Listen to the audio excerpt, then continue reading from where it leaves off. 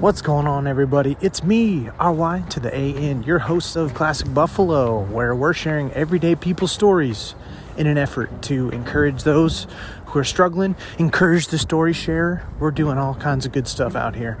But yeah, we're just having conversation, deep and shallow. Today, we're interviewing two people from the 19 Minutes with the Nobodies, Griffin and Lindsay. They came up to see me. Shout out to them. They were from Louisville. Actually said it right that time. Shout out to me, learning. But we talk a lot about the future of technology. We talk about their journey to become engaged. You know, we talk about a couple for the first time and talk about their relationship. We talk about how they've grown over the last couple of years, their view for their own podcast. We talk about like Lindsay's family life and talk about her passion for the elderly and how some people very close to her have had some pretty rough struggles with anxiety and depression. We get some really deep stuff and then we absolutely laugh our asses off. You know, it's a lot of fun. So I think you'll enjoy it. So without further ado, it's book 24. Let's get to it.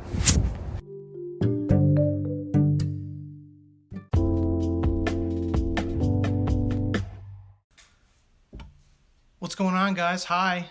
What's up? Hello. Introduce yourselves.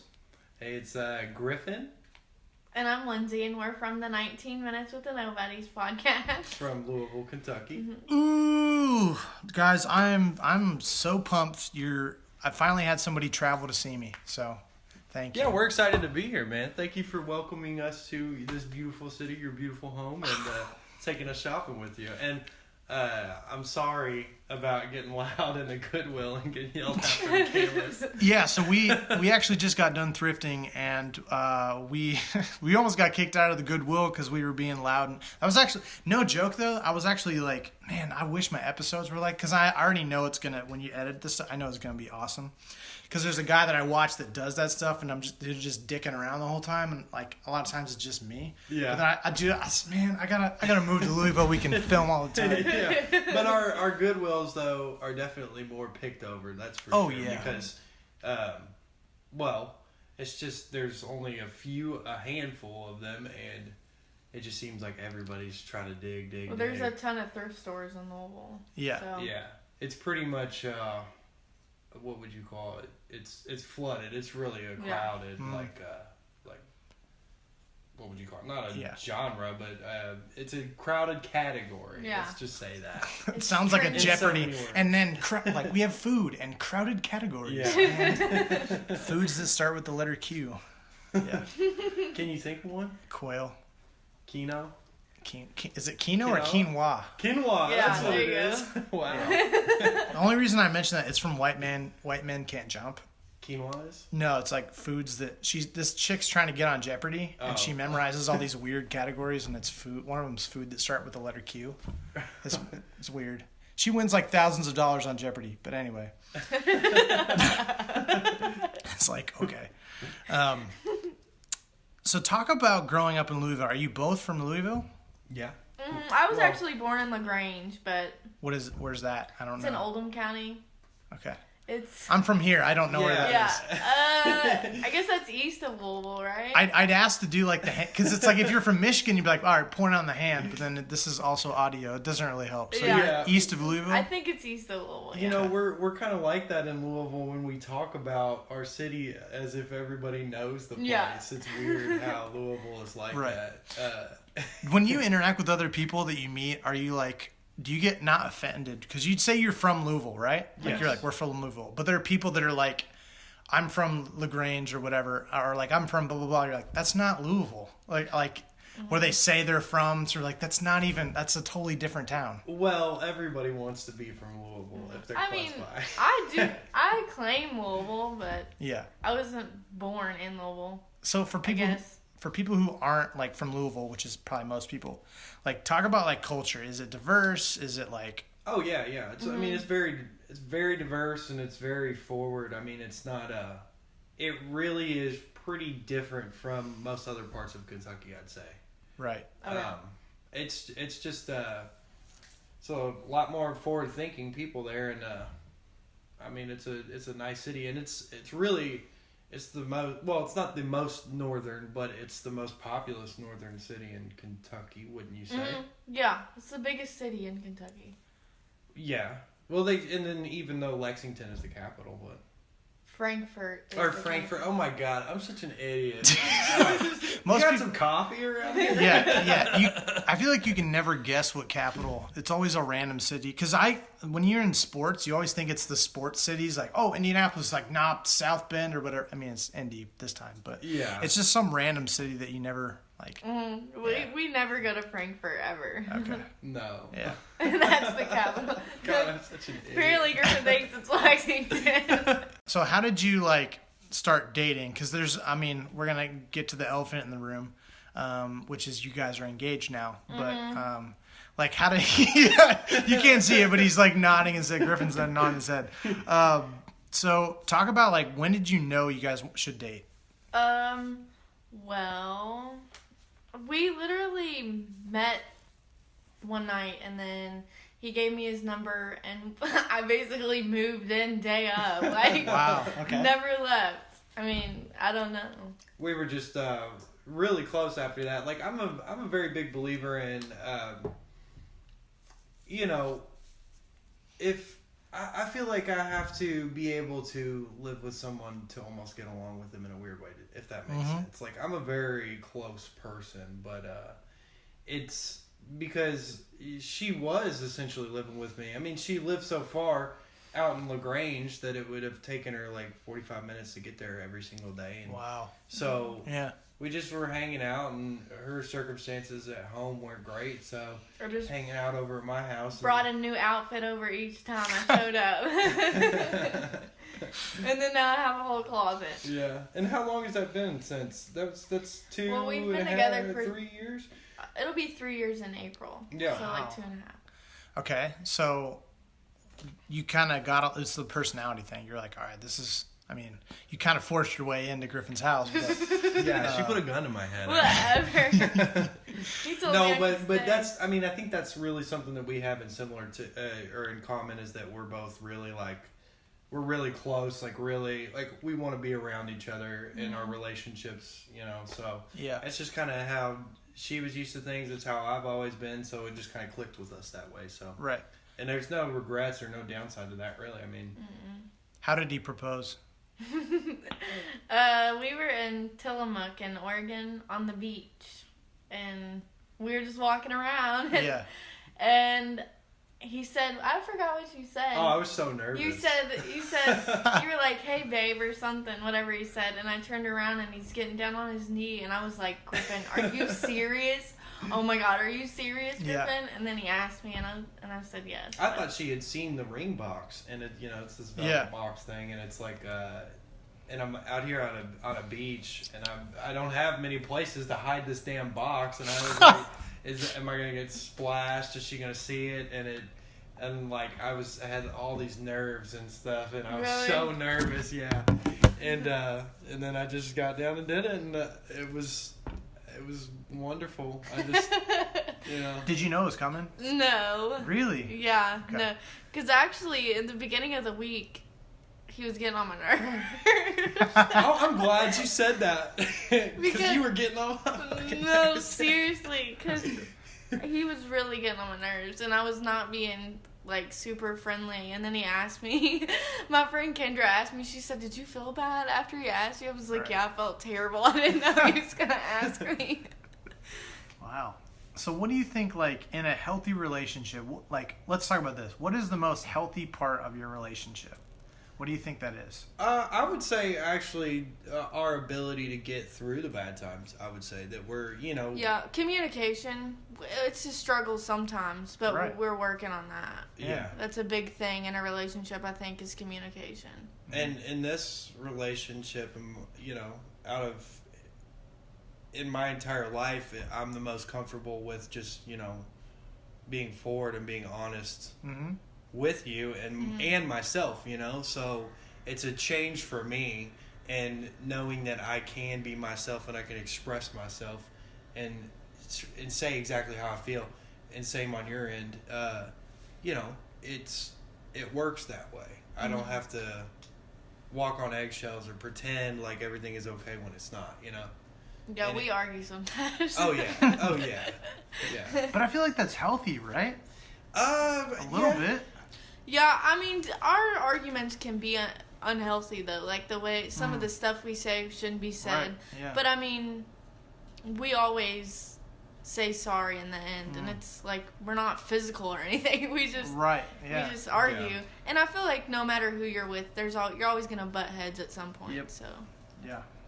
Yeah, I feel like it's healthy to have some form of argument because then I just feel like there's one party that's like withholding some form of like they're just saying, oh yeah, this is fine, this is fine, this is fine, Yeah. because they're hiding what they truly think. But yeah, communication's great. Like that's I feel like that's really gonna get through any platonic or romantic like problems. Yeah. It's just communication. Mm-hmm. Yeah. And, you know, sometimes we'll, like any couple, we'll bring up arguments from the past and stuff, but, you know, when they come back up, it's like, well, and earlier we were talking about everybody argues about finances at some point in their life, especially when we're getting up to the point where we're getting married and we live together and things get stressful. Money is always an argument, especially when you're getting married. Yeah. But we brought that conversation back up again, and it's like, you know, we can realize what happened there, and we can admit that I'll admit that I was wrong in some ways, and you know, that's but thing, so. We've gotten a huge argument over money, but we realized that it shouldn't have gotten that way, and we fixed it. So yeah, that's great. So Lindsay, you said like you were a caregiver. Mm-hmm. You told me that earlier. Like what? How has that been? How did you get into that? Actually, an old friend got me a job.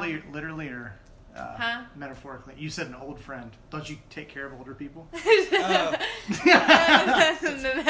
Janice from Bingo got me. No, it's actually an ex-boyfriend. His mom Okay. got me the job at an assisted living. Wow. And that was like 4 years ago, I guess. I've been doing it for about 4 years now, so. And you've been in 2 different companies doing that, right? Right. 3 with the one I have now. But the one I have now is not an assisted living. It's in-home. So I've been with the same lady for 2 years. Wow. Yeah. What is your favorite part about doing that? I don't know. I just enjoy it. That's like my passion. I love caring and helping helping other people. So. Yeah. When's like some other examples, like maybe like growing up where like you're always like just taking in stray animals? Like I'm sure have you ever dealt with that? I have like cats and a couple of cats, and then they had kittens, so then we had 20 cats. Right. What about the raccoon? Oh yeah. You had a raccoon? I had a pet raccoon. I'm glad you mentioned that. I forgot. No. So I used to live on a horse farm in Oldham County. Wow. And my dad found a baby raccoon and brought him home. And we had to leave him in he was actually in a bird cage till he was like, you know, he trusted us. And then you could hold him and everything. Except for don't leave your food out. Because he'll eat it. Sense. But he was cool. He would use the litter box and everything. Wow. And he was best friends with my little dog, Jack. That's so cute. Best friend. It is. Yeah, just if you want having a bad day, like Google just like lion and like just some random animal, just start mix and match, dolphin and a squirrel, and then they're best friends. Yeah. There's like a 15-minute video or just something like that of them like being pals or something. Yeah, those videos always make me cry. They're so they just make you so happy. Have you ever seen otters take photos? Or not take photos. Have you seen like otters? Oh, I was like, that's interesting. They're like selfies. No, it's like otters people who take photos of them. They always look like engagement photos.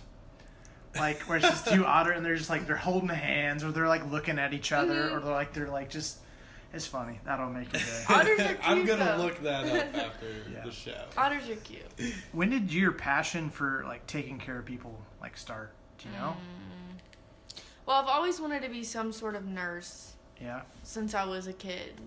So, I mean, I guess it's been my whole life. Yeah. Did you go to school for it? I did, but I did 1 semester at JCTC, and then some at Spencerian, but I quit, so. Yeah. I have no degree. So you went straight into kind of the not nursing, but the assisted living stuff. Like, Yeah. that's kind of what you're doing now. Yeah, I'm just not an RN or an LPN or any of that stuff. I'm just a caregiver. Do you have any, like, desire to get, like, a degree? Yes, but money's an issue. Yeah. So, Someday. Yeah. Yeah. Would you be happy, like, kind of doing what you're doing now, like, for a long time? Just in general, it doesn't mean you hate your current company or employer, but just like the Yeah, I do enjoy my job, but I don't enjoy the money. I need more money. Right. But if it paid more, I would do it for the rest of my life. Yeah. I feel like, I don't know, that what you just said is really important, because I want to bring up your podcast, because my podcast and your podcast are similar, that, like, for me, I'm doing this not because I want to make money. I'm doing this because I have a lot of fun talking with people and sharing their stories. So I don't know your perspective on it and whether you want to monetize it, but, like, I'm curious what your perspective has been having your own podcast. Like, what are your goals behind it, and what made you guys, like, start it? Like, what's your passion behind all of that? It's really evolved a lot since it started. It was originally supposed to be like a diary for him, and he was going to do it by himself. But the first day, and it was just a voice recording, the first day when he started, I was in the background, like, putting in my little inputs. Yeah, So right. then we both ended up sitting next to the microphone talking, and then we started video recording, and he turned it into a podcast. Well, I've always been a big fan of video podcasts, particularly H3 podcasts. I love him. You watch, yeah. And, I mean, that's kind of on the up and up. I actually didn't even know what a podcast was until I got with him. Wow.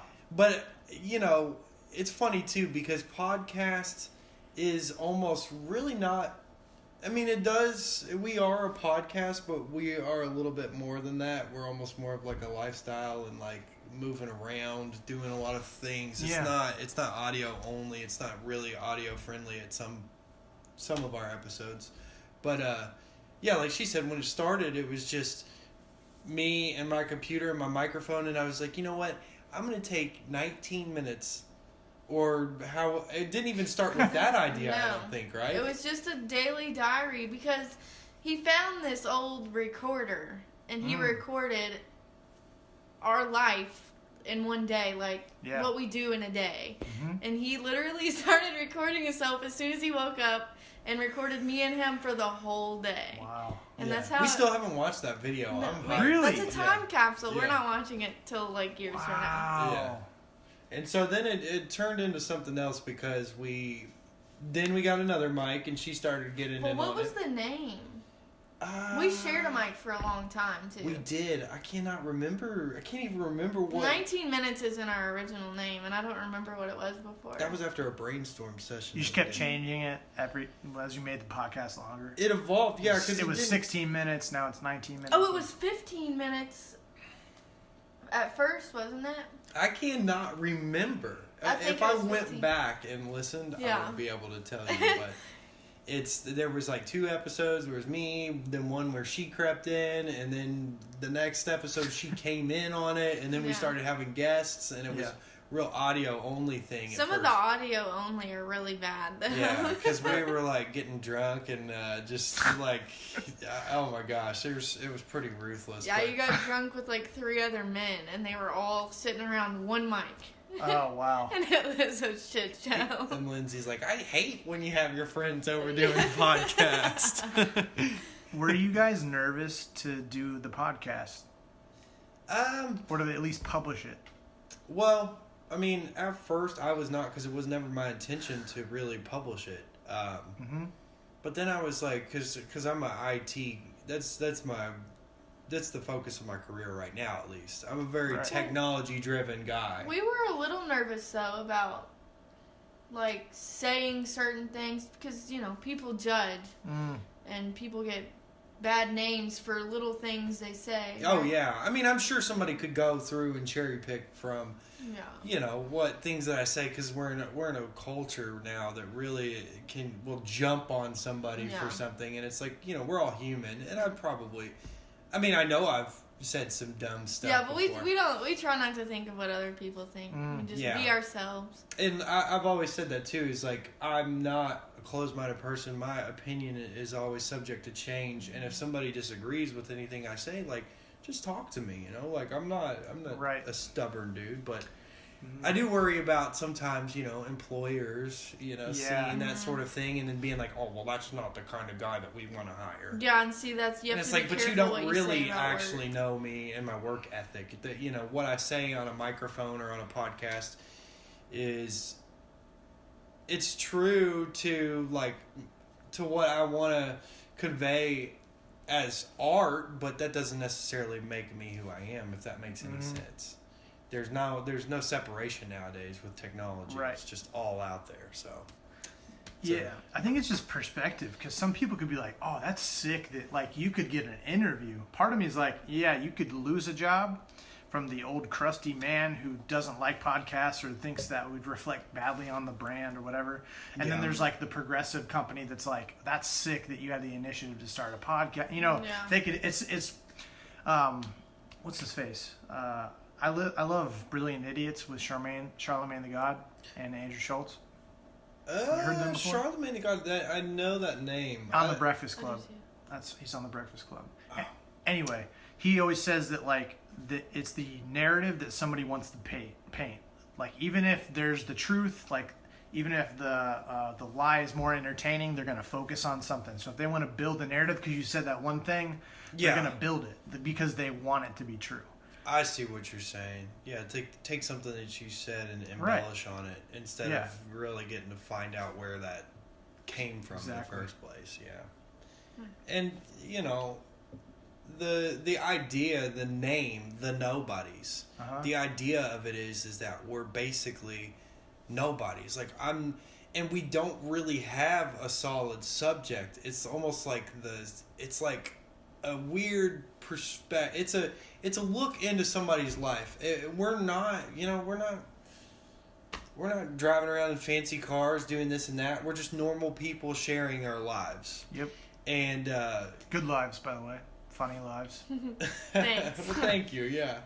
We try to have fun. I mean, there's stuff that happens behind the scenes, stressful situations, and a lot of work goes into it, but ultimately it's, the good times really shine through all of that. So, yeah. So right now it's just like kind of fun. It's not necessarily like trying to monetize. I mean, I would love to monetize. Right. Yeah. But the field is so jam-packed. That's actually something that we talked about on a podcast is now they're doing surveys in school, and more kids want to grow up to be YouTubers than they do astronauts. Oh, 100%. And that's crazy. So it just goes to show you that everybody's wanting their fix in on it. And it is really hard to compete too, because we're not gonna portray ourselves as somebody that we're not. And I feel like a lot of times people only want to see the good side of things, but we're not gonna buff out the bad. And we're not gonna There's actually episodes of us arguing. Yeah. and there has been times when we had to shut down the podcast and refilm it. No, because literally I get pissed sometimes. It's like, dude, can we do something else besides this? I'm just want to quit it all. That's almost smart though, don't you think? Kind of like to have the wisdom to step away and say, I need to distract myself from this, or we need to go off screen. I don't know. I think that's smart that you're not just like, well, we need to record this. It's like, yeah, but I mean, he is that way. I'm really a stickler on the schedule, and it's it's rough. That's why I was up I went to bed at 5 last night, and I woke up at 7 for my job. Well, wow. And it's like, who's the boss? He's the boss. It doesn't have to be out at exactly that time. It's a second full-time job, though. You're going to make yourself an old man fast, though, going to bed, sleeping that many hours. Yeah, I don't do it all the time. I mean, usually I'm a lot better about getting it done. I sympathize, though, like when you're editing a video and you're like, I just want to get it done. I'm just going to stay up till 2:30 or 3, that way I can get it done and then post it. It'll be scheduled for tomorrow morning. Yeah. Like, I sympathize with that, because especially when you like it, when you're passionate about it, it's not just like a homework assignment necessarily. Yeah. You kind of have that emotion like, oh, I really liked I don't know. Because I would edit videos for my own YouTube when I was used to like record playing video games. Oh yeah, and yeah. stuff like that. I did FIFA reaction stuff. Oh yeah. I'd wear like costumes and yell, and I'd have my friends watch me play it, and they'd, oh my god, like as I'm scoring. Yeah, it was a lot of fun. But Did you ever stream at all? Oh yeah, it didn't work at all. But I streamed for the first time the other day. You did? That's when I was playing GTA. Oh, okay. Do you like go and like just kill random people like all the time, or do you like actually just? I was drive? doing missions the other day. Okay. Yeah, I mean it was wild. Honestly, like He finally convinced me. I didn't want to do it. Yeah. you know what's really weird about Grand Theft Auto that I noticed is that when I was a kid playing it, you don't notice how violent it is. Oh, for sure. And then when you grow up, like the other day, I turned it on for the first time in a while, and I was driving around doing stuff, and I was like, "This game is sick." Literally, he was backing into people in this truck. And I would go in the bed, and I was like driving around with all these dead people bodies in the truck. back. Cracked up, man. And I was telling myself, I was like, "This is sick. This is sadistic." I was like, "This is terrible. I don't know why I'm doing this." I used to like drive my car around and stop at the stoplights, like actually follow the driving rules, Yeah. Me too. just to see how long I could go. Yeah. Like, this isn't fun anymore. And I Well, go, she was streaming, and I'm like, nobody's gonna watch this stream. I used to do that when I was a kid when Grand Theft Auto first came out. Because I couldn't drive yet, so it was cool, you know? yeah, right. That could be the niche, though. It's like Grand Theft Auto, except for playing by the rules. There's like a YouTube video of cops saying like how long they can go without breaking a like street law or something like that. Like, oh, you broke jaywalking, or like just see how many like rules a cop will break and whatever. But that's really funny to watch. Are What- real life cops, like actual police officers? Yeah, in yeah, real life? and just Oh, see how okay. they do, like Okay. following the law. I have two questions. What are your thoughts on video games, like as culture, like where it's heading? Like now that we're on the subject, do you think it's like underrated? Because a lot of like it gets hate, blame for like violence. First of all, second of all, just like is it still nerdy? Is it still not? No, not at all. Not at Mhm. all. Actually, It's so mainstream. well, yeah, I think it's getting bigger. I mean, that one kid just did the Fortnite thing and Luga. won $3 million, right? Yeah, how old was he? 15? Yeah, something like He that. can't even take the money home, can he? No, he can't. His parents were with him. Oh, I don't know what there's some Yeah. weird laws about how they can Well, take their prize winnings and Video games, there's negative and positive things about video games. Like my little brother, it's his outlet. My family's rough, so Yeah. he that's how he Mhm. it's his escape. Yeah. Like he I don't know how to describe it. My family's crazy. and not to Yeah. mention And the that's- skill and the coordination Well, that yeah. takes is ungodly. Like I do not know how these kids would. But he's Holy gained a shit. lot of weight playing that. Mm. Like that's the bad part about it is he doesn't do anything else except for play that. But it keeps his mind off the stuff that's going on around him, which is good. But he's gained a lot of weight. Pokemon Go was like a huge like thing when it Mhm. came out. Yeah. It was, I never played that actually. I had it on my phone for 1 week, I think. wow. Yeah, that's all. You played it? I went on a Pokemon date one time. I'll share the story. This- Yes, please. So I met on like the Pokemon Go like Facebook app, or not app, but like Facebook group of like gents. It was Martin County, and so I was down in Florida, and I was like, hey, we should go to. We met up with this girl, and then we hit it off, sort of, and so we hung out again. And I was like, hey, let's go in Port St. Lucie. Which, growing up, I just thought that was like just the city over, but it's actually a county over, and I didn't know that. I mean, it's kind of easy when you're driving just to go from county to, and not even realize you just drive it like, I don't know, it's just a city over. It's 10 minutes away. Yeah, But you're in yeah. another county. And she's like, oh, I can't go there. And I was like, oh, well, I've heard there's great Pokemon there. Because I'd never been there. There's just, because they're like designated to different areas. So I was like, why can't you go? She goes, and I'm like, oh, she just doesn't have a car or whatever. I don't know. She's like, no, I'm on house arrest. Oh man. And I was like, oh, okay. And she's like, yeah, I was in New Hampshire with my boyfriend at the time, and then the driver had a warrant for his arrest. They arrested us. They sent him to jail, and then I think they were like, you're going to be on house arrest unless you rat out your dealer. And she's like, I'm no snitch. And then she fled to Florida. Oh, and man. they found her and then house arrest. I don't know. It's like, so I know how to pick them. That's all I'm saying. Well, I mean, you could have said, okay, here, I'll cut you a deal. If you want some nice Pokemon, I'll take your phone for you, and I'll get some Pokemon, but you're going to have to pay me by the hour. Yeah. Yeah. Gosh, I mean. You know, one time I was at a gas station in Louisville, and I saw this big van pull up, and it had Pokeballs on the side of it. It was a Pokemon hunting van. Are you serious? Yeah, they had wow. tried to capitalize on the whole boom of Pokemon Go, and they were taking people around to hunt I believe Pokemon. that. Yeah. Holy Why? shit. I Isn't did it not weird know how that. there's so many niche businesses nowadays Well, like that? Didn't people get hit by cars by looking down at their phone trying to catch Oh, Pokemon? yeah. Yeah. People, some like dude almost drowned or did drown. Somebody drowned or like fell off a cliff and either died or like got really injured because they were just, you know, Oh my. not paying attention. Oh my Jeez. gosh. That's crazy. wild. Yeah. Gotta Do catch people still play that? Yeah, it's Yeah. kind of weird because I don't know, it's just random. Like, Only hardcores nowadays, huh? yeah, they got the thing where it's like they got like a brick-sized charge thing that they plug their phone into. They like go in herds. Like cars will just show up like randomly at night, and it's not like a drug deal. It's just people playing Pokemon. Wow. They're trying to take over gym. Actually, this happened the other day. Not other day, but a long time ago when I was starting. I went up to the like a gym that you can conquer or whatever, and I just like conquered it. And these like 14-year-olds, 3 of them show up. They walk up and they kind of just stare at me, and they're like, "You gonna take that gym or what?" And I was like, I guess." And I took it, and they were just saying, they were like bullying me. They're like, "We're gonna take it as soon as you leave." And I'm like, "All right, fine, well, okay." And I just like left, and then they like followed me in their car, and like That's so crazy. it just was like, oh, this I is could see weird. where that would cause problems, though. Like, people, like, really getting into Beefing it. over Pokemon Plus, it'd be Go. scary. I mean, at Yeah. 3 o'clock in the morning to see a car pull up and people hop out. They did those social experiments where it was like they're probably not real, but they were like, "Hey, I found this Blastoise over in the car. Just hop in my car."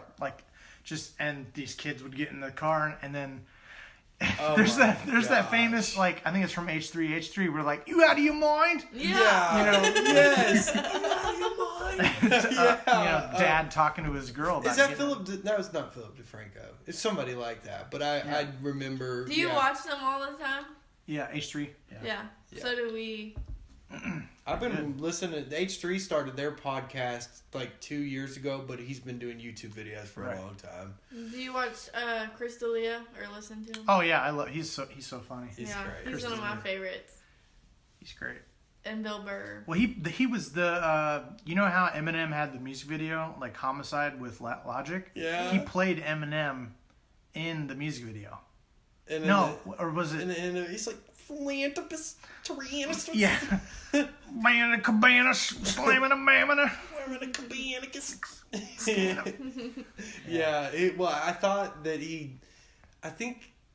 At least, well, from what I heard was he was doing that. He was making that joke on his podcast, and somebody heard about it, and Yeah. then I think they either sampled it or, like you said, he played them in the video. Yeah. Yeah. Which is crazy. We were listening to that song the other day, and I tried to point it out. They had what's his face? The guy from Sandlot was Logic, and then Chris D'Elia was Eminem. The guy from Sandlot. Not the main character, but like Smalls, like the guy who like kisses the lifeguard. Oh, whatever. okay. I think he was playing. Yeah. Yeah. I can I see haven't that. seen this. That would work. You haven't seen Sandlot?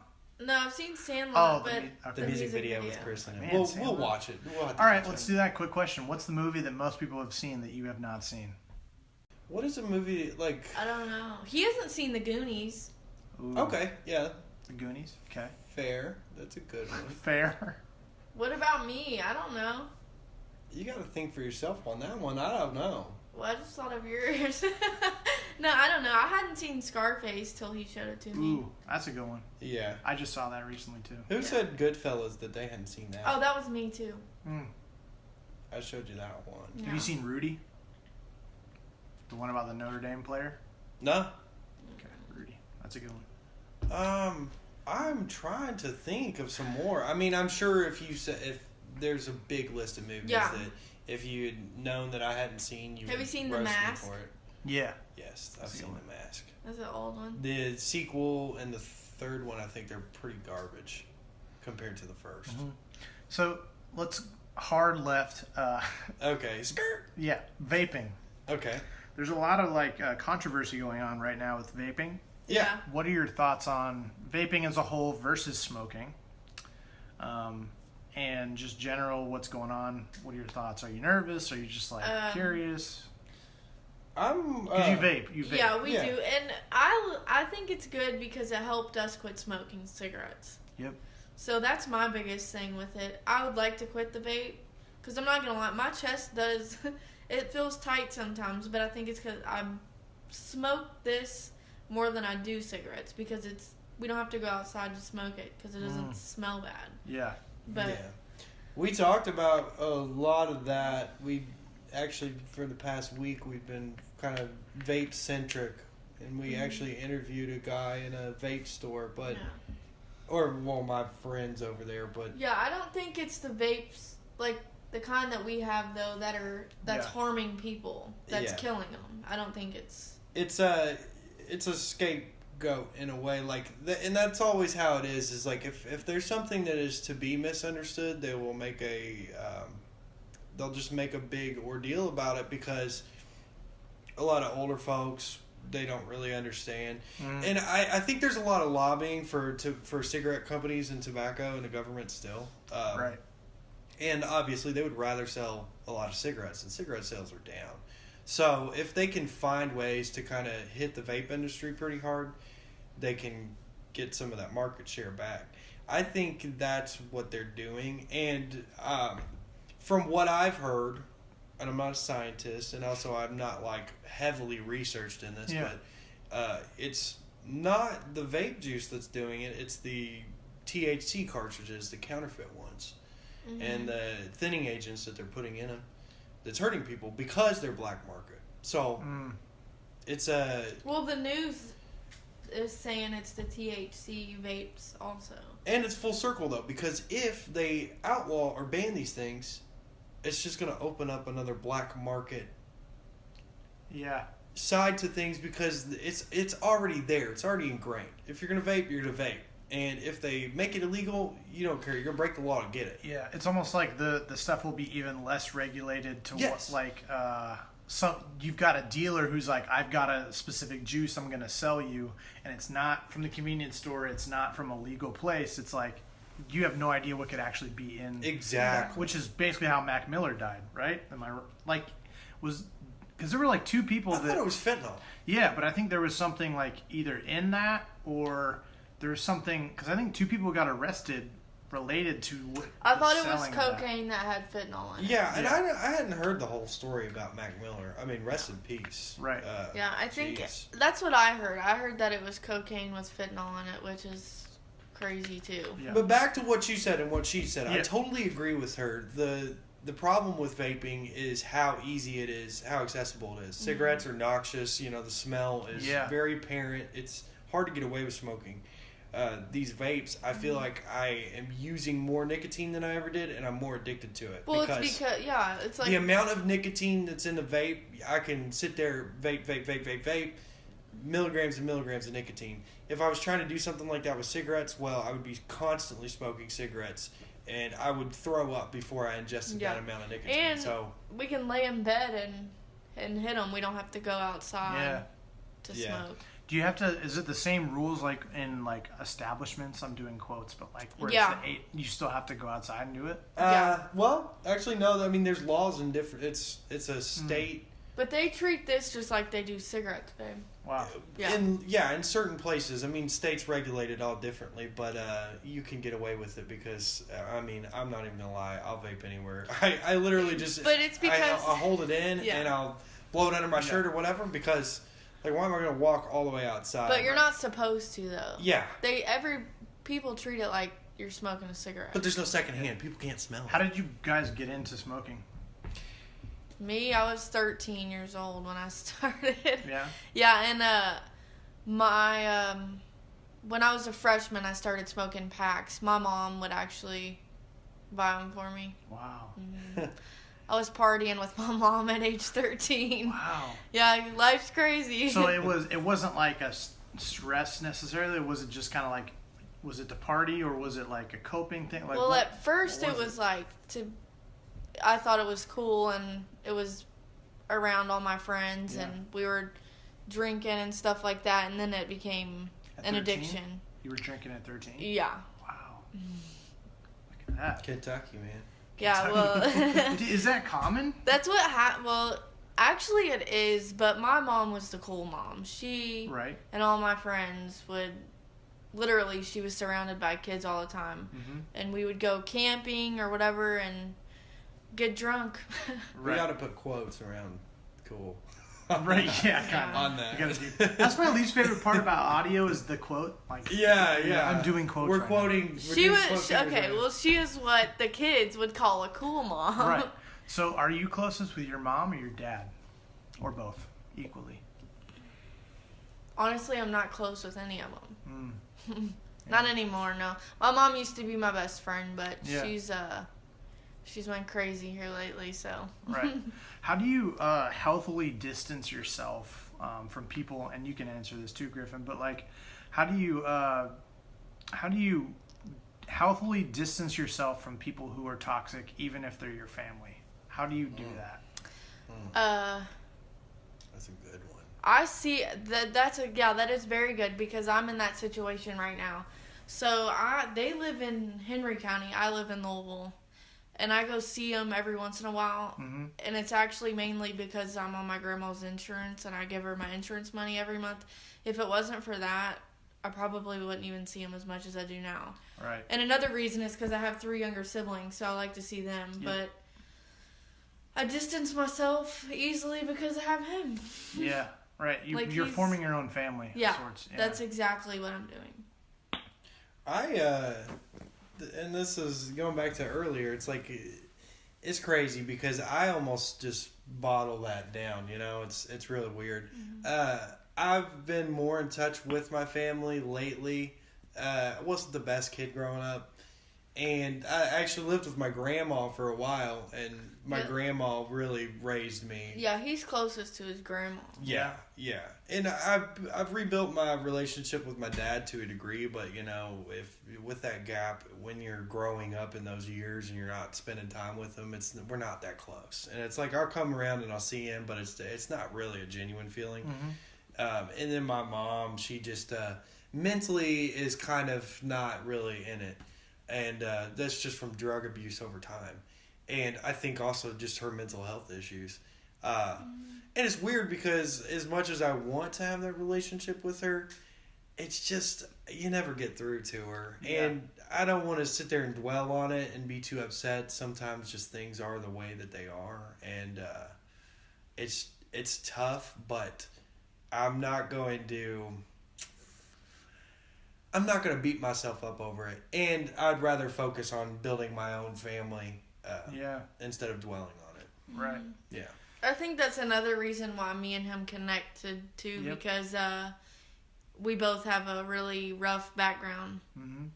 and we Similar have that, childhoods. Yeah, we have that in common. Because you could put, and I'm doing air quotes, cool mom kind of with mine, but in a different way, just because she left us to our own devices so much, so that we just did whatever we wanted.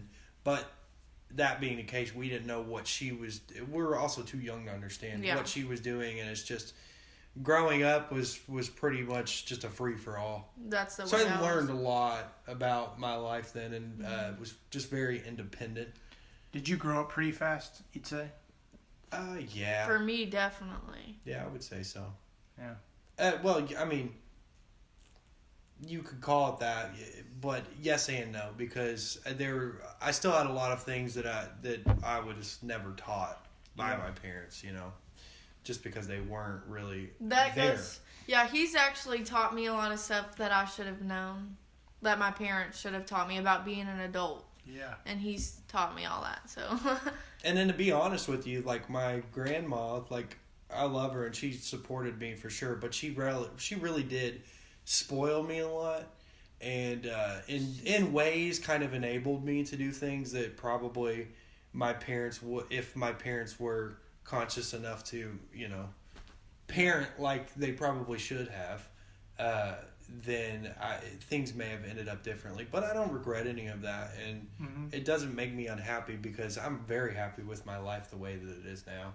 And a lot of the things, I feel like you said, growing up fast, I feel like I got myself into trouble, got myself out of trouble, and learned a lot of things. And I'm in a position in my life now where a lot of things that I see people doing and getting themselves into trouble with nowadays, I've been there, done that, seen it, and I've already learned from that experience. So, good and bad. Right. Yeah. It's good that you can recognize that acknowledge the negative and also the positives of just any life situation. That's really good. Yeah. And we talk about that kind of stuff often, too. I also think there's power in realizing, like, I have somewhat of a shitty family situation, and I'm going to make my family, the one I'm trying to form, what I want it to be. I've seen what I've gone through, I've seen what you've gone through, and this is what we come together to form what we believe our family should look like. To create that ideal, like for me, I don't remember ever like going to not dinner, but like having dinner at your own house and like actually talking about the day with your parents. I never had that. I never had that. And then like in college, like junior, senior year, I'd go to Colorado Springs with my friend, and like we had dinner at his family's house, and we just like had a 2.5, 3 hour dinner, everyone going around in the circle talking about their day or like stuff. And I was like, yeah, I want this in my family, but I've never had that before. Yeah. It's so weird you say that, though, because a lot of people would say that that's normal, but I swear it's just so awkward. Is that normal, or is it 50-50? No, I think it is normal, and I never had that as a kid either. As a matter of fact, I didn't have dinner half the time when my mom would try to get her own place to live. Like, there was no dinner. I didn't even know what it was. But anyways, we never sat at the table like that either, and I never did. And his family does that, especially on Thanksgiving. And they're like, well, what are you thankful for? And I like cringe. I'm like, I'm not used to this. You mean, are you saying my dad's side or my grandma? Your grandma. Yeah. Well, okay, yeah, I guess that's true. It just makes me want to like curl up in a ball and like, I don't want to be here. So when things get really tough for individually, I want both of your answers on this, but when things get difficult, what have things people done for you, like friends, family, that have really helped you? When the tough times are going, is it like quality time? Is it just the text? Is it let's go get lunch? Is it, words of affirmation? Hey, I'm going to go do the dishes. Like, hey, I know you got like weeds out front. I'm going to go cut your weeds, kind of thing. What's been really helpful when things have gone, when things go wrong, what's really helpful that other people have done for you? Like to support you. Oh, you're like, oh, that's really good. Just being there really is, I think, one of the biggest things. Like, to have friends that can understand that and just be there and spend time with you and talk to you and level with you on it. That's cool, because a lot of people they just pretend like that doesn't exist. And so when you're real sad and down, and just to have somebody to talk to, sometimes that's all you need, because it's just you're so alone. I remember like the endings of bad relationships, and just that feeling of like complete emptiness and nothingness. Yep. And then you have, people there to remind you that people care about you. That's what I think is the most important. Yeah, I think the same goes for me too. When I'm down, a lot of times my friend Kendra, she's a good listener, and we have a lot in common too. So if I have a problem, I go to her or him, and I text my sister every day, even though I don't see her that often. We talk every single day, no matter what it's about. And she shares her problems with me, and I share mine with her. And just so, like he said, somebody listening, whether you're bitching or talking, as long as they're listening. Yeah, that's really good. And hiking also. Me and my friend Kendra went on a hike the other day. I feel like that's a good mental health. Like, it helps. Yeah. I think it does. I work in an office with windows, which is great, but like I almost feel like a cage sometimes. Like I want to be able to like put my nose against or just like to feel like the outside. But so I just like I feel like every hour I need like to go outside for 5 minutes and like. So I catch myself because I'll like go to the bathroom or take my break and I'm on my phone. So I'm on my computer for like 50 minutes and then I'm on my phone for and I'm like, I just need to like go outside and like look at trees or just listen to stuff. Like, nature is such a reset. It's so nice. Yeah. Because all we see all day long is screens. Yeah. Screens in your car, screens on and that's one reason why we're doing the camping thing. Yeah. Because it's, there's we brought the laptop, but that's for movies if we're not doing something. I don't know, but I like camping. You said you're not you're not really like a hiker though. We were asking you about camping spots. You said you're not really into I think it's the like sleeping outside. I have trouble with that, like the sleeping aspect, but like actually traveling. I've been to a lot of really cool places, but like gosh, I've been like a 10,000 foot high sand dune or something like that, just with the elevation plus the actual, like that was nuts. In Colorado, like I've climbed a couple mountains in England. Like, oh man, England's beautiful. I mean, like, cause I've been to Scotland and all that kind of stuff. Like looking. I would love to go over there. It's beautiful. Like it was really funny because I vlogged every single day of my month-long trip. Like, I had like episode 1, all that kind of stuff. And we were like, it was going to like a Scottish castle or whatever, and it was like a 2.5 hour drive there. And I'm on the bus, and the bus is pulling away from the hotel, and my phone was in the hotel. And I'm like, oh my God, like today I can't vlog today. And then it just kind of like overwhelmingly, I was like, I'm just going to have to experience, because I'm like, I can't take pictures of whatever I'm about to see. I'm going to have to be like present in the moment and enjoy. Yeah. And so like I sat on this bench like by myself and was like looking over the English Channel and was just like listening to the ocean. It was like, oh, this is like nuts. That sounds wonderful. Yeah. That's like the best mistake. Just knowing, because like that's the only time I'm going to be able to experience that. I'm not going to be able to have a photo of it or like, I don't know. That was kind of cool. Yeah, sometimes I really wish I had more freedom away from that, and it's by choice that I don't, it's and I've tried convincing him of that too. It's like the podcast is fun. It drives me crazy sometimes. It really does. But we don't have to vlog everything, and he likes to do that. Yeah. He never doesn't want to do that. Like, even though we're going camping, we're vlogging it, Like, I don't know. Right.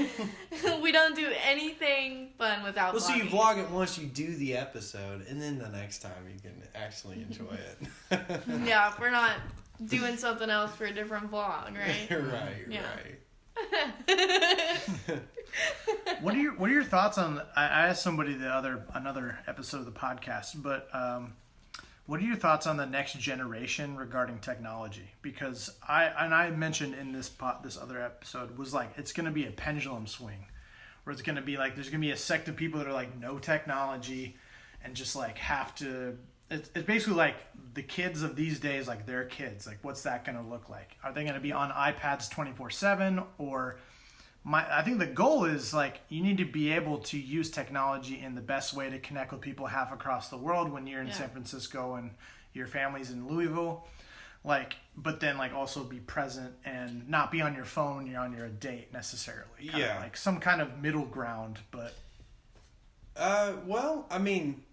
Why is it that you said you thought that there was going to be a pendulum swing? Why do you think that is though? Do you think that there is going to be one? Do you think people are becoming more aware of it and are changing? Oh, I just think it's going to get really bad. Like it's going to get. I think it's already. Yeah. Well, I was going to say that. I was going to say that technology for the next generation, like my sister, terrible. My sister is very depressed.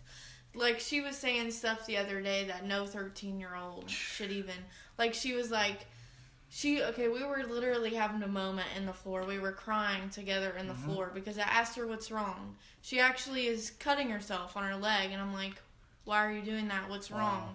And she couldn't answer my question of what's wrong. And I told her, like, she needs to talk to people, and she needs to get off of her phone. Because she'll be on her phone. That's all she has to do. Where she lives, there's... nothing. So she's on her phone all the time comparing her life to other people. And I'm like, Amber, you need to do something with your life. You go out and do that. Don't watch other people do it. Mm-hmm. But she couldn't tell me what's wrong, and I think it's all on because she's on her phone all the time. Yeah. But the reason I asked you about the pendulum swing is because I don't think, tech companies, they pretend like they're aware of this and that they care. Yeah. But in reality, it's business, and the more ads they sell, the more time on their platform, the more beneficial it is to them. So I don't think they're slowing down anytime soon. I think it's going to have to be, us or the consumer in the end that makes that choice. Right. Because they're just going to push harder. Yeah. I just think it's going to have to be people that are like, I don't like that. I don't know. I feel like the people who are like, anyone who's like 6 to 17 right now, like anyone who's in that range until they get older and is like actually seeing the impact of their social interactions with others and how depression will continue to be bigger and all that kind of stuff, where they'll realize we need to change the way we either do advertising or it'll be their kids where it almost needs to be classes and training of how to use social media to connect and network, because people have gotten jobs through DMing or meeting people online, connecting with people in Texas when you're just oh my gosh, you like the XYZ band. It is very important. I mean, social media is amazing, and the boundaries that it's allowed us to cross that were never possible before, all of that is amazing, but not everybody's using it that way. Yeah, and what what research says is that those little dopamine hits that you get every time you get a like or a follow or whatever, you just keep finding yourself going back for more and more and more. And when you don't get it, it's depressing. And then you live your life for other people instead of for yourself in a weird way. And that's the curse of social media. Have you heard about what Instagram is, or they're trying to remove likes? Yeah. You saw all that? Yeah. Yeah, so I think that became official 2 days ago or something like that, where Facebook took away the like count. Oh, we're going to stop our podcast and just kidding. Where you can't see how many people liked your post. Yeah. Or something like that. Yeah. But Instagram's considering just completely getting rid of the like button. Yeah. But I'm saying not only would that help with mental health, but then that also will revolutionize the way we make content in a good way. Yeah. Because you're not going to create something based on, for example, if you want to do motivational quotes, great, because that's what you want to put out, but you're every time we go to the beach, it's well, all we're going to have to post is beach content because that's what gets the most likes. And everything has to be beach focused. It's kind of it's really common with models. Mm-hmm. The booty pics. Yeah. That's oh my God, I got 3,000 likes, but then I just posted this motivational fitness thing. That's what I want to post. It's they only want me for my body, It's yeah. But that's what I'm saying though. It's why? I'm curious why a big company would actually do something like that if it wasn't in their best interest. I think almost, and this is more conspiracy sided though. That's not bad. Do you think that maybe they are doing that because, they monetize? Well, if they don't give you the metrics on how many views that's pulling or how many times people have seen it, then you can't prove to them that you earn or deserve to earn more than this or that. Yeah. So they really are starting to control all of, because if they're not going to give you the metrics, then how do you know what do you deserve? I think they already took the like button away in another country. I think they're beta testing it. It's kind of just randomly trickling down. But I don't know if that's conspiracy. I think that's accurate. There has to be. I think I saw something about it being influencer related. Yeah. Of just the to filter out the amount of people to basically make that influencer market smaller.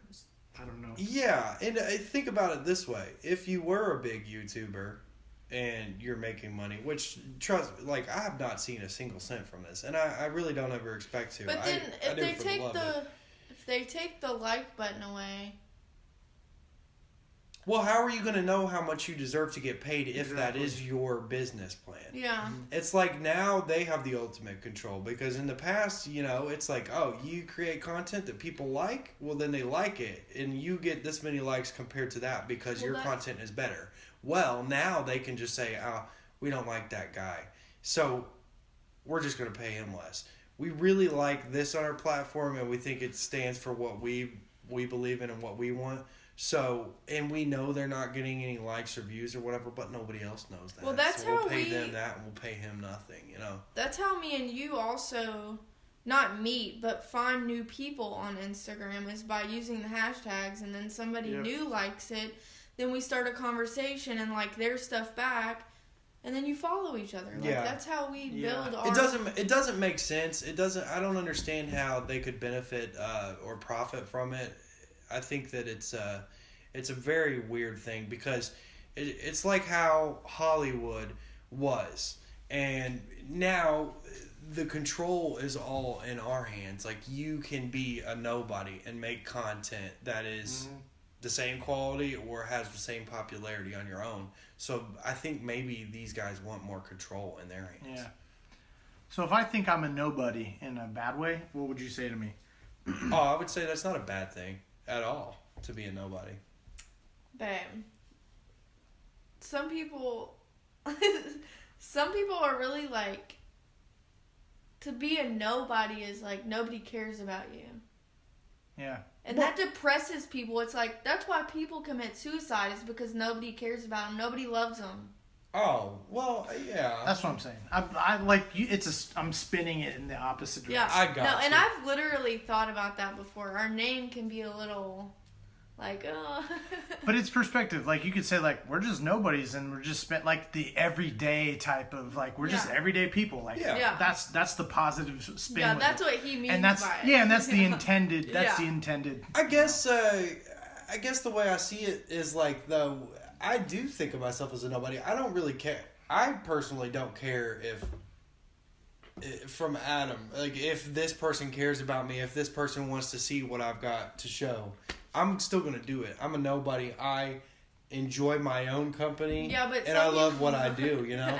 But see, no, I think that's part of the problem, though, is that people are so obsessed with what other people think about them, and they think so highly of themselves. It's like, well, I could never be a nobody. But I am just a number, you know? How did you break out of that? Did you ever have to, were you always like that? Or how did you break out of it and say, I'm just not going to give a fuck anymore? How did you get there? I mean, I'd like to say that I've always been that way, you know, but I don't think that's true. I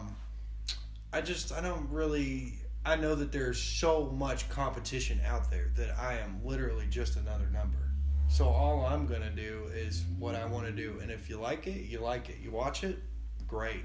If you don't, I don't care, because I'm literally a nobody. Like, I'm just another person on the internet. You can pick anybody you want. And I'm not going to pretend to be like somebody just so people will watch me. Does that make sense? Like, I just see a lot of phoniness out there. And, you know, I'm not better than anybody else, but I don't want to be that phony guy, you know? Because I see a lot of that in vlogging, and a lot of these Instagram profiles is just like, just so much flexing and so much fakeness, and it just, just for those likes. I want to almost go against that and create a new, you know, I just want people to be comfortable with being themselves. We're not fancy celebrities. We're not supermodels yet. Well, you will be. Hopefully, maybe one of these days. But if they take away likes, who knows? Oh my god! Go like us on YouTube.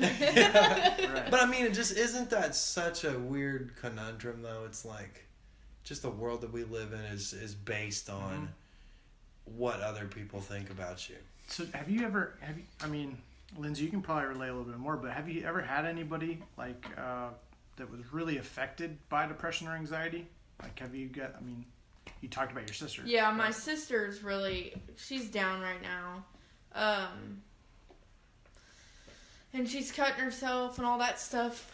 And she's in therapy. But it's just the environment she's in is not good at all. And I mean, therapy might help, but literally... My grandma was sitting in there with her, and she mentioned the cuts on her legs, and I guess my sister had mentioned that she felt like she had no purpose. Like, what's the point in being alive? And I guess she mentioned suicide, and the lady handed her a Christ card. Now, whether I literally looked at my sister and I said, whether you believe in God or not, tell her you don't believe in God, and then see what other solution she has. Yeah. Because it's so good. Like, it's so good. What is that card gonna do? Like, nothing. It's in my eyes, it's not gonna do anything.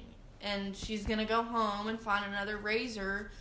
And it might not be a small cut this time, you know. Yeah. Like I told her, I was like, go in there and tell her you don't believe in God and see what she has for you then, because I don't know. And I've dealt with depression. I've never been to the doctor for it, but I know I have anxiety, and I'm pretty sure I have depression too, but I've never been to the doctor. How would you explain anxiety to somebody who's never felt it before?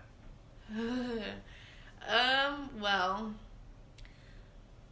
See, this is going back to earlier we were talking about this, and like it's so hard for me to understand these things sometimes, and I feel so ignorant. Anxiety for me now, it depends. There's a lot of things that I've been noticing here lately that are part of anxiety that I didn't even realize. Yeah. Like, from him, I need reassurance of how much I'm loved. I need reassurance of how much I'm needed. Yep. And that's because it's like I'm always scared that I'm not who he wants me to be, or if I'm good enough, like, and it drives him crazy because I'm always like, I love you, and it's like, you know, I know I'm being annoying, but it's like, I don't know, it's anxiety, and but like anxiety attacks, I've literally lost my vision, my heart starts pounding, and my whole body feels like it's tingling, and I get like hot flashes and all kinds of stuff, but I don't know, there's a lot of weird small things that are that I do that are related to anxiety, and I didn't even realize it. Yeah. So it's weird, and I think I'm depressed a lot because a lot of times I have no emotion. Like, I'm okay with doing I'm not motivated to do anything until I'm actually doing it. Like, a couple weekends ago, we got invited to Louder Than Life, and we said no at first, and I was okay with that. But once I got there, 3 tickets. Yeah, I had a really good time when I got there, but the thought of going, it was like, I don't want to go. Yeah. Right. Yeah. Thank God we got talked into that. Yeah, I mean. But you asked about anxiety, and I have a really hard time understanding and wrapping my head around it sometimes, and I know that it's weird because I wish I could experience it in the same way, and maybe I do experience it the same way as other people. I just do a good job of stuffing it down in there and just forgetting about it, you know? It's like I've had conversations with people about it, and I'm like, well, just get yourself out of the rut. Just don't be sad. And it's like... Oh my God, I hate that. I know. Just be happy. Or just don't be negative. Oh, okay. Yeah, it's like, thanks. Now it's all solved. It's like one of those things that it's so hard to see it though. Like I can't if I can't experience it exactly that way, then how can I fully understand it? So I guess I really shouldn't have as much of an opinion on it as I do. Well, see, and that's another thing I think that holds me back from the podcast too, is my anxiety, because like even like taking charge and introducing the podcast, I'm afraid that it's not going to be good enough, so I just don't want to do it. I want to give up before I even start, and I do that with a lot of things. It's anxiety, I guess. Yeah. That's the only explanation I have. I wish I understood it more. I guess that's what I'm trying to say. I wish I did, and I wish I could put myself in those shoes. But I'm not saying that I haven't felt bad, but it's weird. And maybe a lot of that does come from my mom's mental issues. It's like we just never wanted to believe that was what was going on, or that's how she was feeling, so we just blocked it out so much, and maybe I have just really trained my brain to not understand it. I wish I could understand it better, but I have a hard time, so it's a weird subject for me. Yeah, it's all beautiful, honestly. It's just I really resonate with your Christ card comment. I was a huge Christian growing up, and like I was actually doing like ministry at one point, and part of our like internship was to write your own story. So I wrote like everything, and it was like just a 12-page document, kind of just everything I could think of, all the pain, all that kind of stuff. So I read it aloud to everybody, and then just like jaws were just like dropped kind of, and I just was like, oh, it's painful to read your story and all of the pains and all that kind of jazz, right? And then like they just were like, wow, that's a lot. And I was just like, yeah. I'm just like, wow, that's we can't really, it was sort of like this, we can't really do anything for you, sort of like that's for God to take care of, like that's God's the only one that can handle your story, is basically. And I'm like, all right, so there's this guy that I doubt may or may not exist, and he's the only one that is able to handle all of my pain and all. And I was like, what the hell? Like, and there's so many, my experience with the church has been people passing the life, like not wanting to help. Your mental health issues are because you're not praying hard enough, or like you just need to pray more. And then like people wouldn't hang out with me, they wouldn't text me, they wouldn't do anything. Like there was that follow-up because they just thought the next person or God was going to be the hands and feet, I guess. It gets frustrating because at some point someone does need to be like help, you know. I never experienced, I did go to church. I used to go to church when I was younger a lot, and I never experienced that. If somebody needed help, we would always help and talk to each other. I enjoyed church, but the older I get, the more I move away from it, because I don't know, like, I don't even know how to describe it. He does not. He doesn't believe at all, but actually, and I think I've told this story to you before, but I haven't told you about this, is that when I was, I think, like 6th grade, like around that age, I went to I had good friends. My buddy was Hispanic, and his dad was the Hispanic preacher at a church downtown. And so he, all of the friend group was going to that church, and we would all hang out. Now, we're not necessarily like the biggest Christians in the world or whatever, but that was just the friend group that was around. So we went to the summer camp, right? And I feel like literally this one night we were all there, and everything is all so set up and stuff. I feel like I just kind of got like suckered into it, because I was like, oh, like I love God, and like I'm a believer, and like all this stuff, and had this weird moment of clarity. And then when I looked back on it, just not even a week later, I was like, wow, I feel like I almost really got tricked into that. It was a weird feeling. I always felt really good at church, and I always felt good going and leaving. It's a good community of people, and everybody is lovely. And I'm not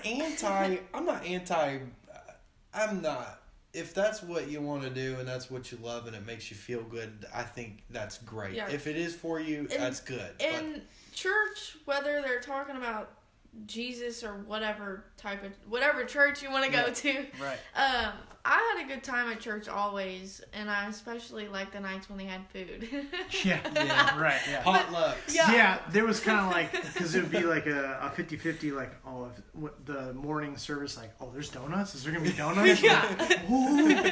We used to go downtown on Walnut Street, and we would go to church over there, and it was Tasha and Ephraim and Josh and what's the other girl's name? Anyways, doesn't matter. We would skip church and we would go to the buffet across the street over there.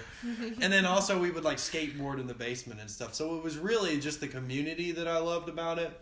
And I'm not knocking it, but I do think times change a little bit. Yeah.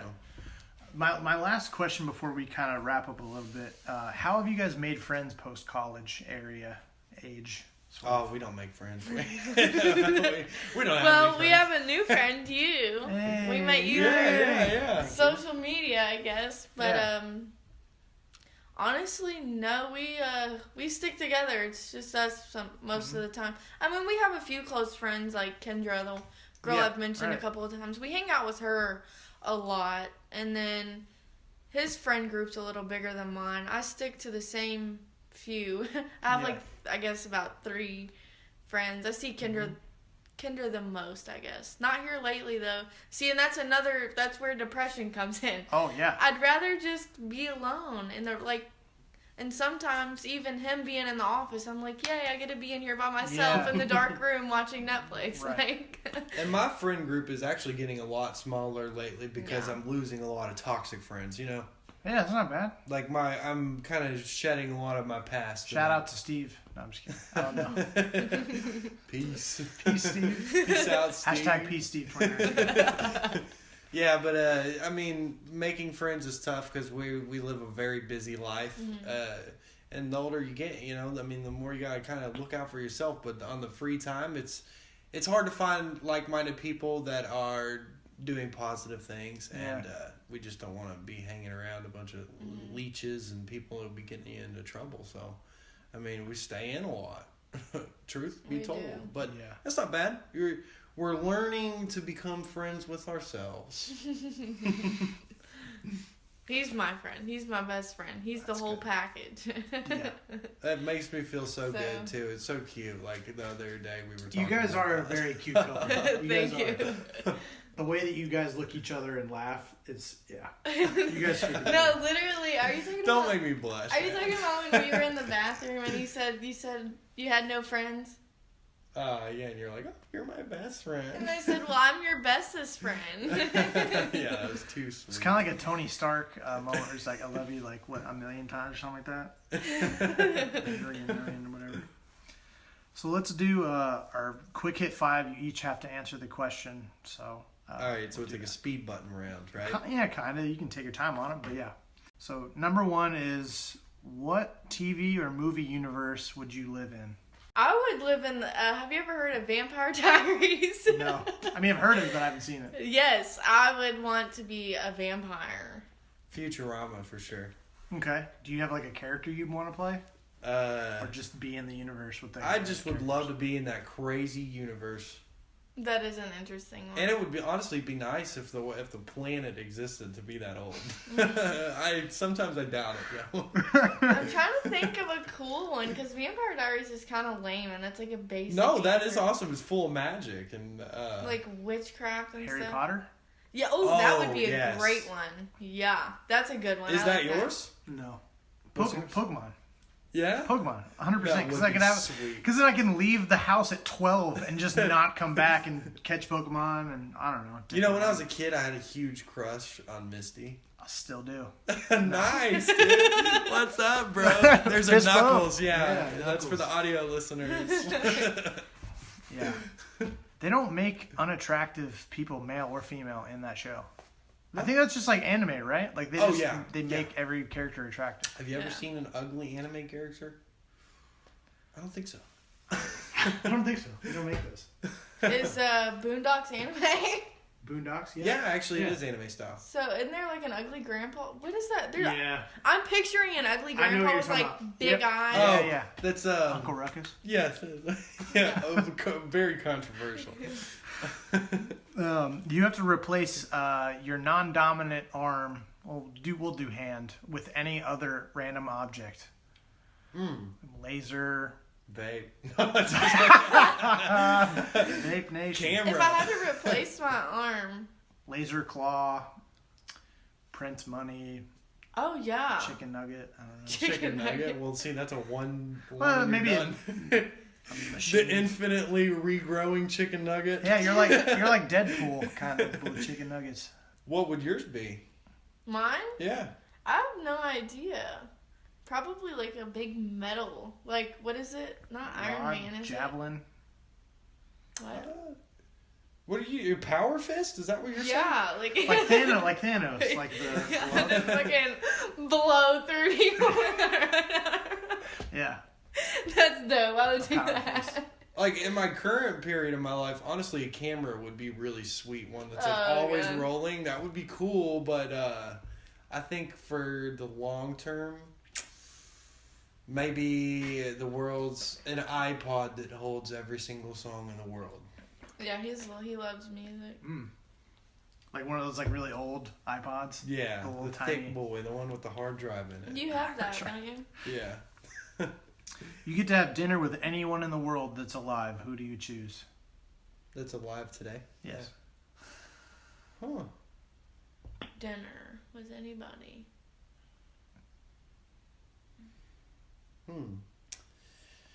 That's a tough one. Yeah, it is. I have a couple of answers. Lindsay. Whatever. Get You out both of here. can go on the same. My mind Two separate immediately went nights.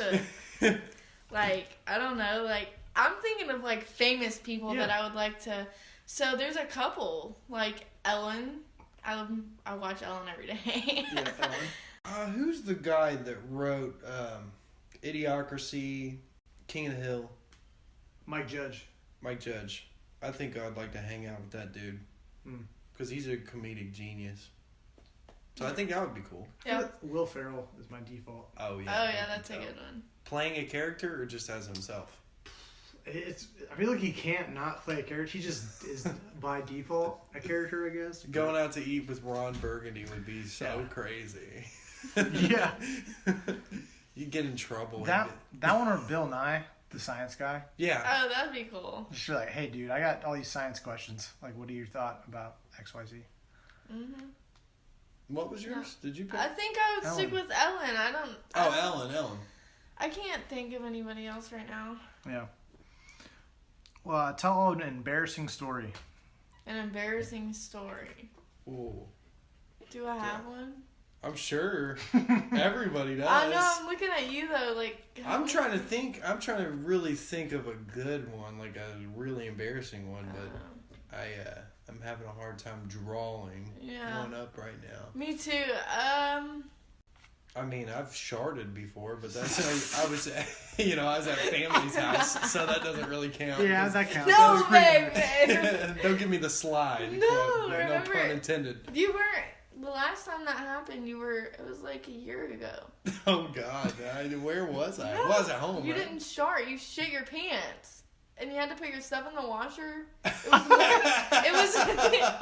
Way to put me on blast. I don't remember this. Yeah, you do. It was before work. Oh, yeah. Oh, dude, yes. Okay. That's a good one. But it wasn't really that embarrassing. Yeah, because you were by yourself.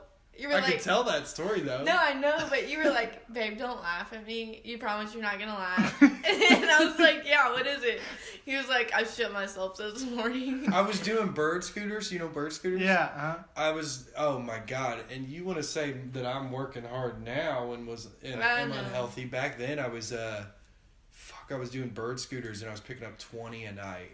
And I would I'd stay up until 11:30 or so, charge them. I'd halfway sleep to make sure they were charging okay. I'd wake up at 4:30 in the morning to go and drop them off. Then I'd go to the gym. Then I'd go to work. And that was constant, all day long. And so when I got up that morning and did it, I don't know what happened. I thought I had a fart. Yeah. But it wasn't a fart. It was shit, and it went all the way down to his ankle. Oh, no. Hopefully nobody's listening to the end of... Well, actually, hopefully they are listening to the end of this.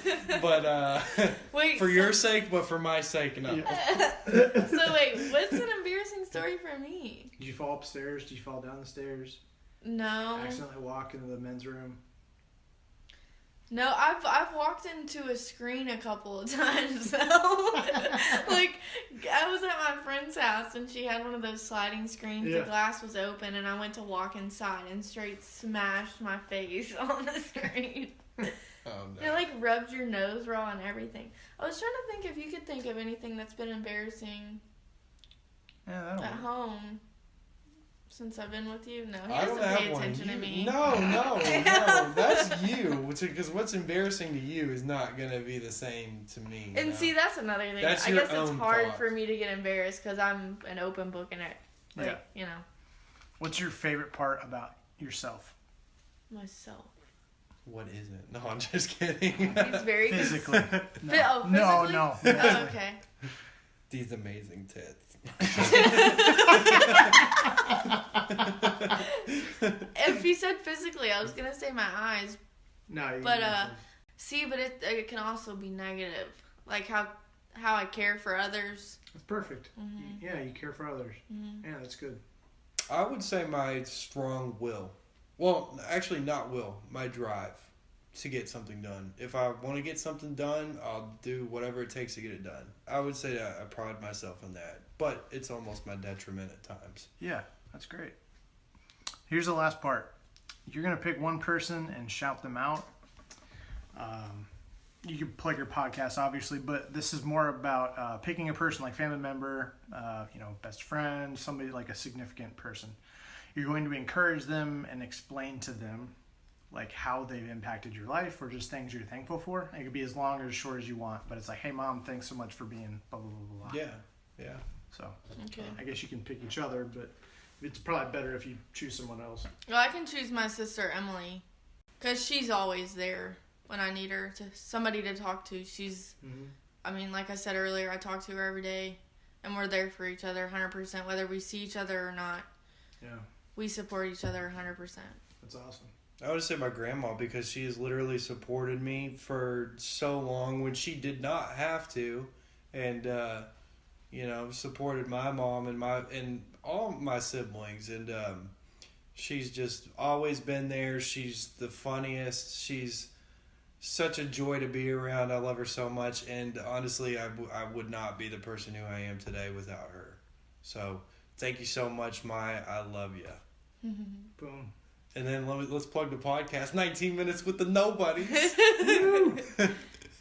Where can they find you? Oh, where can't they find me? No, they can find us on Twitter, Instagram, Facebook, and YouTube. And Mixer.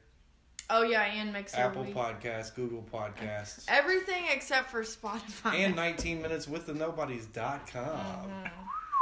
Wow. YouTube's the best place, though, because Yeah. we're video mainly. Yeah. Well, guys, you were the first couple, and you came over here, took a long drive to Indy, and you guys dominated. It's been seriously such a pleasure to connect with you guys, because I've been fanboying from afar, just with your podcast and with you guys, because I laugh when you guys laugh. You guys are so funny. I wish you guys were closer to me, because I would hang out with you all the time. Yeah. Well, you're going to come to the Ville, right? Hang out with us. Yeah, I will. Yeah, we'll have to kick it. We'll have to go and do some thrifts. We'll do an episode. We'll kick it for sure, sure. Dude, it's been so awesome. Thank you for having us over, and just, thanks for the support, and thank you for just having us. It's awesome. It's been great. Yeah, really. This is honestly my favorite podcast I've ever done. I know. And it's not even on my damn show. It's dope. Hey, send me this audio. Yeah, I got you. All right, well, say goodbye to the people. Hey, thanks for tuning in to my boy's show, and go check us out. Let me do that shameless plug again. 1990.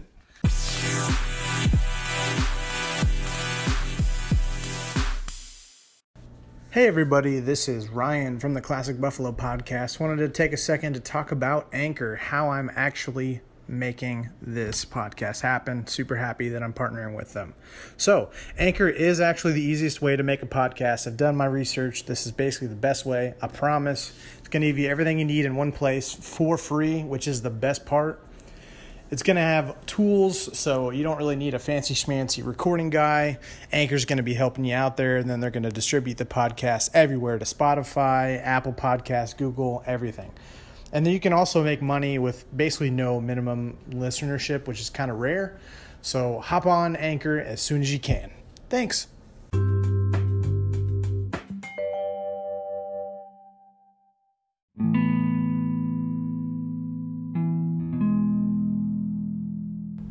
So I just got done talking with Griffin and Lindsay, and man, it was just so nice to laugh like I did. I haven't really done that in a little bit, and they really were able to trigger that little funny bone for me. And man, they're also just really solid people, which I knew going into this. I'd been following them from afar, and I mentioned that, but I think it was cool to have someone that I vibed with. They drove up to see me. We thrifted. Then we hung out and put them on the podcast. And I went down to Louisville later on. and at another time and went and saw and hung out with them, and we're just friends now, and that's great. They put a lot of work into their podcast. For the amount of popularity it has right now, it's not equivalent to their amount of work. They really focus on quality and being themselves, and they only have up to go. And, it's exciting to see them kind of continue to be successful, or at least, put out quality, which I think they're doing. It was kind of a nice twist to see Lindsay talk about her family life, and to talk about someone who, in the generation below mine of self-harm and being so reliant on the amount of likes that you need to feel loved, and you just have no outlet. You have no way to share stuff. And I was even hearing, I think on a YouTube video recently, about the importance of undersharing virtually and oversharing in person, which is pretty contrary to my personal manifesto as of recently, like trying to be so vulnerable and so all that kind of stuff. And I'm trying to think through that, but there is, I don't know how I feel about it. I just know that you ultimately do need to find those people in your life, or find a way to get them, because sometimes your family can be toxic, or your best friend of 9 years. Find those people and share in person, so that that person can actually touch you, can spend time with you, can physically go and buy you dinner, can physically give you a hug, can physically do XYZ for you. I think there's value in that, and that ultimately is my passion and my goals. And it's just kind of sad to see that's the reality, that kids are turning to self-harm, and they just don't know how to share. They don't feel safe enough to share what's going on, because they might be confused, and that's not just that generation's problem. The next generation, it's not just their problem. It may be worse. I don't know if statistics or medical evidence to suggest one way or the other, but we result to that because we want to feel something. We want to numb the pain. There's so many different reasons we resort to self-harm. And I was even trying to figure out what to do with like trigger warning, because I wanted to include this, because half of the reason why I allow cursing on my podcast, and half of the reason why I allow kind of what I allow on the podcast, is because a big reason for the lack of mobility and lack of progress in mental health is the stigma and saying, oh, you can't talk about that. So the whole self-harm thing is really just something I'm trying to figure out, and how to, for trigger warnings and stuff, that's something I'm working through to try and figure out how to make this a safe podcast, while at the same time, exposing people in an appropriate and healthy way. So when I was finding a couple articles of medical research showing that trigger warnings don't necessarily actually help, they might even hurt, which is nuts, because supposedly it would self-consciously or subconsciously cause anxiety or anticipation of the trigger or something like that. And that it's not, you just have to deal with it and get over it, and you just have to consistently expose yourself to trauma. But I think it's, I don't necessarily know what the solution would be, but supposedly it just increases anxiety and really doesn't help or hurt. It's just a very neutral, it doesn't necessarily do anything. And that the avoidance of triggers isn't helpful either. I'm just never going to watch any emotional movies, or I'm never going to watch all this kind of stuff. There has to be some type of balance. And so, I apologize if any mentions of self-harm or certain stuff is triggering to you. I don't know what the solution is. I'm going to consider, at least think about, what does it look like do I mention it? Do I not? But I left it in the podcast because it's raw, and it's just, it needs to be out there. It's really interesting to see someone in a relationship where I think Griffin doesn't have that deep of a connection with anxiety and depression, whereas Lindsay does. And it's just interesting to see how that relationship dynamic, plays out. They're awesome people, and it's so cool to see also, like, I don't know, there's something about when you see a couple, you're like, yeah, they're supposed to be together. So I totally saw that in them, and I really appreciate their vulnerability and them as people just being willing to drive a certain amount of time, 2 hours to see me and to be on my podcast, which means the world to me. So thanks so much for you guys, and hopefully we'll be continuing to put out a lot more raw content. I've been doing a couple more recently that have been actually really, really beautiful. And so, I'm going on vacation next week, so I'm not sure if I'm going to be able to post, or that it's going to be good just to kind of take some time off. I'll probably not even post a vintage indie either, but that's where I'll be, just taking some time off. And I've got a really special Christmas episode coming up. If you want to be on my New Year's Eve episode, let me know. I'm trying to record one for that. So be on the lookout for that. We're almost to 2020, baby. One day at a time. So thanks so much for listening. If you want to be on the podcast or know somebody, there's no qualifications. It's just if you have a voice, let's talk about it. We can talk about chairs. We can talk about anxiety, depression, sports, shoes, whatever you want. I'm going to be here to listen. So anyways, until next time, bye guys.